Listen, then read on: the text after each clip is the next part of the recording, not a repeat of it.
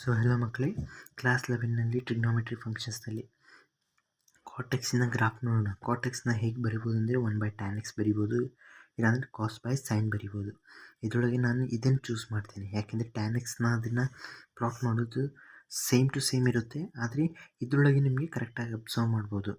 ನೋಡಿ, cos/sin ಅಂತ ಬರಿಬೋದು. ಸೈನ್ನಲ್ಲಿ ನಾನು ಮೊದಲಿಂದ ಹೇಳ್ತಿದ್ದೀನಿ 1/xನಲ್ಲಿ x can't be equals to 0. ಇದನ್ನು ಕ್ಲಾಸ್ 11 ರಿಲೇಷನ್ ಫಂಕ್ಷನ್ಸ್ನಲ್ಲಿ ಕಂಪ್ಲೀಟ್ ಮಾಡಿದ್ದೇನೆ. ಈ ಗ್ರಾಫ್ ಈ ರೀತಿಯಲ್ಲಿರುತ್ತೆ. ಓಕೆ, ಈ ಗ್ರಾಫ್ ಯಾಕೆ ಈ ರೀತಿಯಲ್ಲಿರುತ್ತೆ ಅಂದರೆ 1/0 ಅಂತ ಏನಾದರೂ ಬಂತಂದರೆ ಅದನ್ನು ಪ್ಲಾಟ್ ಮಾಡೋಕ್ಕಾಗಲ್ಲ, ಇನ್ಫಿನಿಟಿ ಕಡೆ ಟ್ರೆಂಡ್ ಆಗುತ್ತೆ. ಸೊ ಅದಕ್ಕೋಸ್ಕರ sin x ಏನಾದರೂ ಬಂತಂದರೆ ನಾವು ನಾಟ್ ಈಕ್ವಲ್ಸ್ ಟು 0 ಹಾಕ್ತೇವೆ. ಮತ್ತು ನೋಡಿ, sin xಯಿಂದ ಒಂದು ಮತ್ತು cosecant x equals to 1/sin x.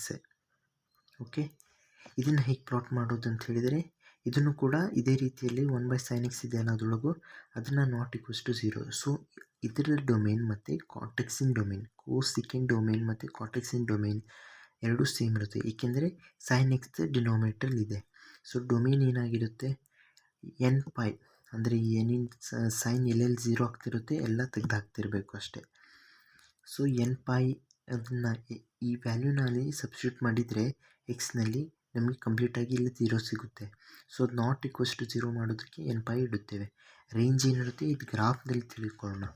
ನೋಡಿ, ಗ್ರಾಫ್ ಏನಿರುತ್ತೆ ಈ ರೀತಿಯಲ್ಲಿ ಕರೆಕ್ಟಾಗಿ ಈಕ್ವಲಾಗಿ ಬಂದಿಲ್ಲ, ಆ ರೀತಿಯಲ್ಲಿ ಬರುತ್ತೆ. ಈ ರೀತಿಯಲ್ಲಿ ಒಂದು ಸಲ, ಈ ರೀತಿಯಲ್ಲಿ ಒಂದು ಸಲ, ಈ ರೀತಿಯಲ್ಲಿ ಒಂದು ಸಲ, ಒಟ್ಟೆ ಹೀಗೆ ಬಂದು ಹೀಗೆ ಶಿಫ್ಟ್ ಆಗುತ್ತೆ.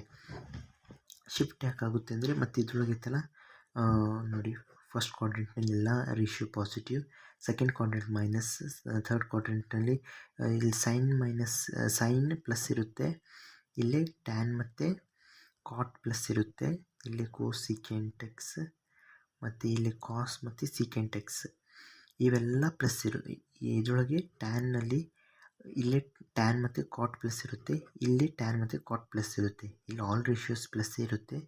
ಸೊ ಟ್ಯಾನ್ ಮತ್ತು ಕಾಟ್ ನೋಡಿದಾಗ ಇದರೊಳಗೆ ಇದಿಷ್ಟೇ ರೀಜನ್ದಲ್ಲಿ ಪ್ಲಸ್ ಇರುತ್ತೆ, ಬಾಕಿ ಎರಡು ರೀತಿಯಲ್ಲಿ ಮೈನಸ್ ಇರುತ್ತೆ. ಮತ್ತು ಇದನ್ನು ಸಬ್ಸ್ಟಿಟ್ಯೂಟ್ ಇದ್ರೊಳಗೆ ಹೇಗೆ ಮಾಡೋದಂದರೆ, ನೀವು ಪ್ಲಸ್ ಮೈನಸ್ ಎರಡನ್ನೂ ಕನ್ಸಿಡರ್ ಮಾಡ್ತಿದ್ದೆ. ಪ್ಲಸ್ಸಿಗೋಸ್ಕರ ಫಸ್ಟ್ ಕ್ವಾಡ್ರೆಂಟ್ ಯೂಸ್ ಮಾಡಿದ್ದೇನೆ, ಮೈನಸ್ಸಿಗೋಸ್ಕರ ಸೆಕೆಂಡ್ ಕ್ವಾಡ್ರೆಂಟ್ ಯೂಸ್ ಮಾಡಿದ್ದೇನೆ. ನೋಡಿ, ಈ ರೀತಿಯಲ್ಲಿ ಗ್ರಾಫ್ ಬಂದಾಗ ಇದರೊಳಗೆ ಮ್ಯಾಕ್ಸಿಮಮ್ ಇತ್ತಲ್ಲ, ಇದನ್ನು ಈ ರೀತಿಯಲ್ಲಿ ತೊಗೋಬೇಕು, ಟಚ್ ಆಗಬಾರ್ದು.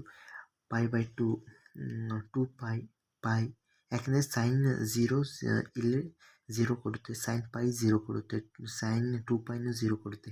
ಸೊ ಗ್ರಾಫ್ ಈ ರೀತಿಯಲ್ಲಿ ಬಂದು ಹೋಗ್ತಾ ಇರುತ್ತೆ. ಇವಾಗ ರೇಂಜ್ ಏನಂತ ಹೇಳಿದರೆ, ರೇಂಜ್ ನೋಡಿ -ಇನ್ಫಿನಿಟಿಯಿಂದ +ಇನ್ಫಿನಿಟಿ ಮಟ್ಟ ಹೋಗ್ತಾ ಇರುತ್ತೆ.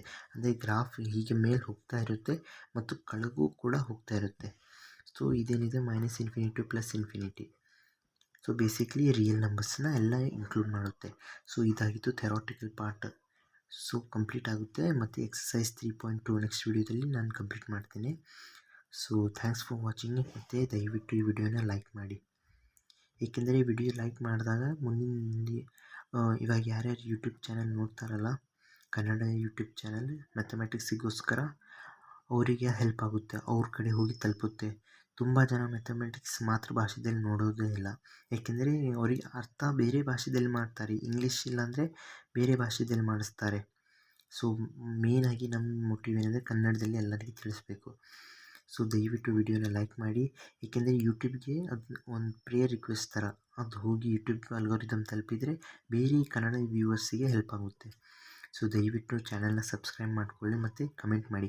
ನಿಮಗೆ ಏನು ಇದ್ರ ಅರ್ಥ ಆಗಲಿಲ್ಲ ಅಂದರೆ, ಏನೇ ಅರ್ಥ ಆಗಲಿಲ್ಲ ಅಂದರೆ ಆ ವಿಡಿಯೋದಲ್ಲಿ ನೀವು ಕೆಳಗೆ ಕಮೆಂಟ್ ಮಾಡಿದರೆ ನಾನು ಅದನ್ನು ಹೇಳ್ತೇನೆ.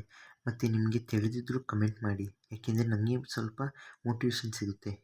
ಓಕೆ, ಸೊ ದಯವಿಟ್ಟು ನಿಮಗೆ ತಿಳಿದೇ ಇದ್ದರೂ ದಯವಿಟ್ಟು ಕಮೆಂಟ್ ಮಾಡಿ. So thanks for watching, like ಮತ್ತು ಸಬ್ಸ್ಕ್ರೈಬ್ ಮಾಡಿ.